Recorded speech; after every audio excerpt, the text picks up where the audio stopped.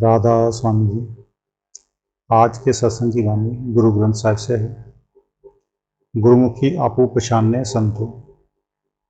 गुरु नानक साहिब उपदेश करते हैं, नाम विसार चले अन्न मार्ग, अंत काल पछतावे। नाम का तरीका छोड़कर हम दूसरे जिस रास्ते पर भी चलने की कोशिश करते हैं, उसके लिए जब मौत आती है तब पछताना पड़ता है कि व्यर्थ ही ऐसे कीमती समय को फिजूल के कामों में जाया या नष्ट कर दिया।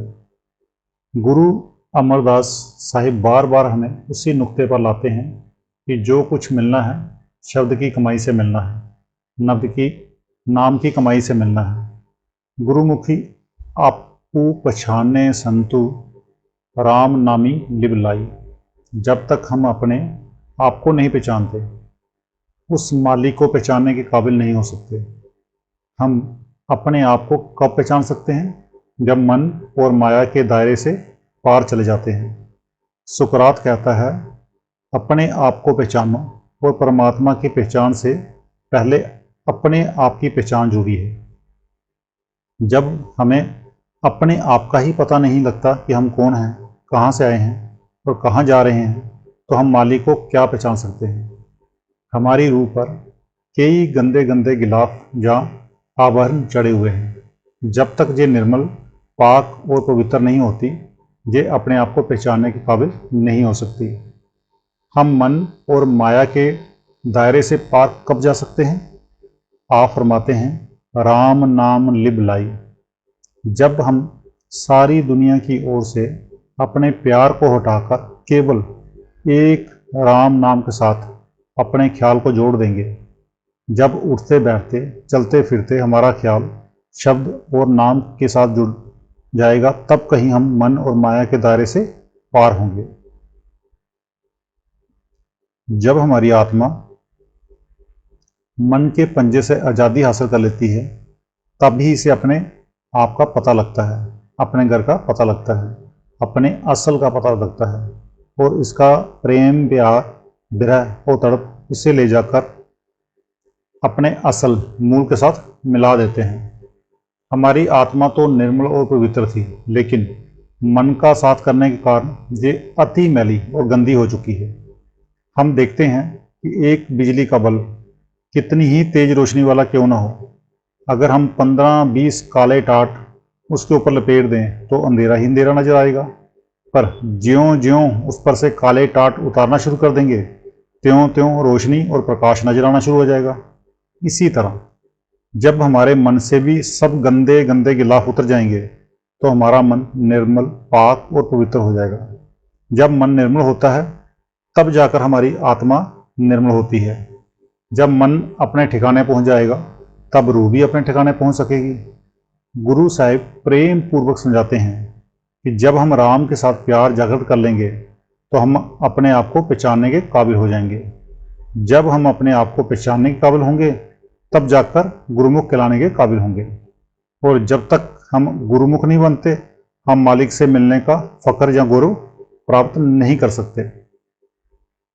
आपे निर्मलु पूज कराए, गुरु शब्दी थाई पाई।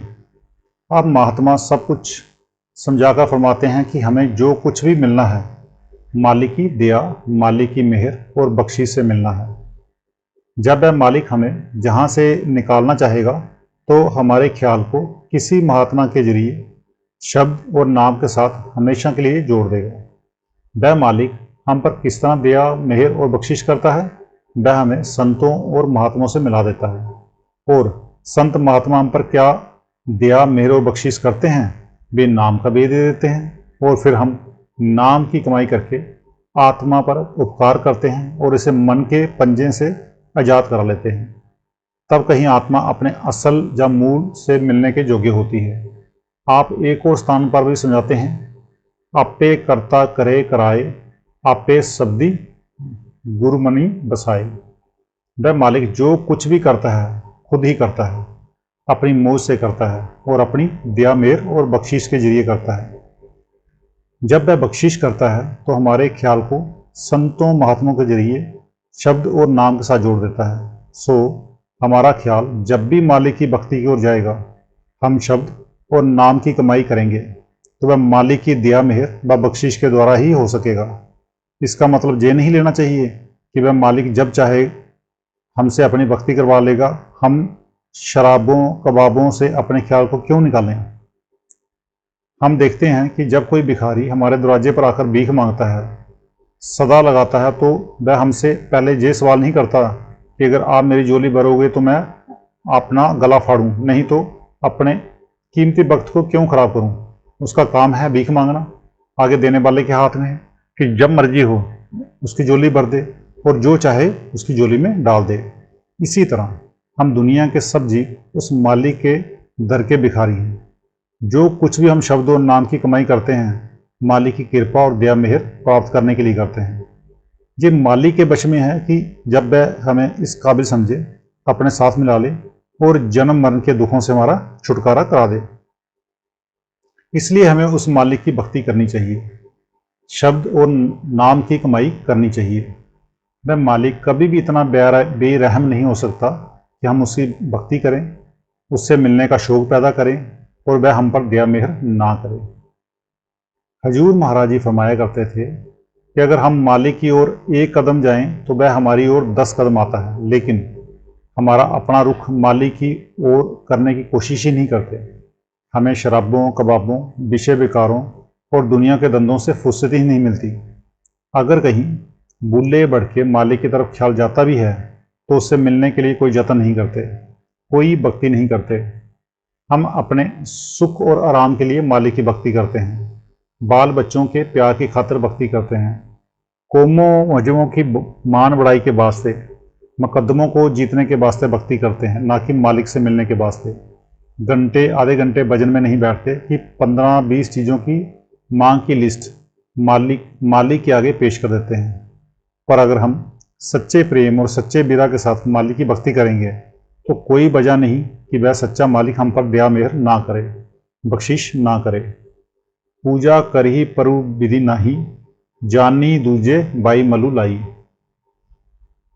अब गुरु अमरदास साहब फिर समझाते हैं कि मालिक की भक्ति करते भी हैं तो हम दुनिया के सभी जीव अपनी अपनी अकल के अनुसार करने की कोशिश करते हैं, लेकिन जो भक्ति का असली तरीका है उसका हमें पता नहीं, उसका भेद मालूम नहीं। हम असली तरीके को छोड़कर अपने ख्याल को दूसरी ओर ले जाकर अपने पापों की गठरी को और भी बारी कर लेते हैं। हम देखते हैं कि कई लोग मालिक को खुश करने के लिए इस तरह जानवरों की कुर्बानी देते हैं। जानवरों के प्राणों की कुर्बानी देना तो बड़ा ही आसान है, लेकिन वह मालिक जानवरों की कुर्बानी नहीं मांगता। हमें अपने आप की कुर्बानी देनी पड़ेगी, अपने आप को मालिक के आगे पेश करना पड़ेगा, मालिक के हवाले करना पड़ेगा।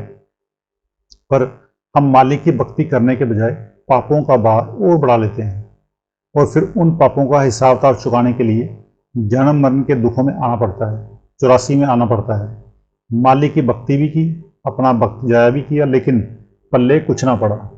गुरु अमरदास साहब समझाते हैं, शरीरों बालन को बाहर जाए, नाम न ले बहुत बिगाड़ दुख पाए। जो लोग उस नाम रूपी दौलत को अपने शरीर और देह के बाहर ढूंढने की कोशिश करते हैं, उनकी हालत बैगरियों के जैसी है, जिन्हें कि पुलिस सवेरे पकड़ कर ले जाती है, सारे दिन मुफ्त मेहनत कराती है और जब शाम होती है तो वे खाली हाथ वापस घर आ जाते हैं। टूट टूट कर मरे भी, खून पसीना भी एक किया, मेहनत भी की, लेकिन हाथ पल्ले कुछ भी ना पड़ा। इसी तरह जो सज्जन अंदर जाकर उस नाम रूपी दौलत को प्राप्त करने की कोशिश नहीं करते, वे अपने कीमती वक्त को बेगारियों के समान जाया करने में भी लगे हुए हैं। बाहर ना आज तक किसी को कुछ मिला है, ना मिल सकता है।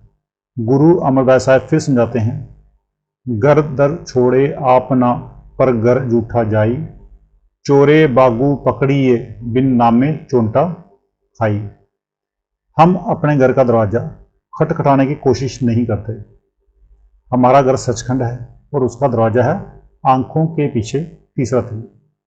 हम अपने ख्याल को आंखों के पीछे इकट्ठा तो नहीं करते, मगर पर घर जूठा जाए, जूठे और पराये घरों में दिन रात दौड़ते फिरते हैं। इसका नतीजा क्या होता है? चोरे बांगू पकड़िए।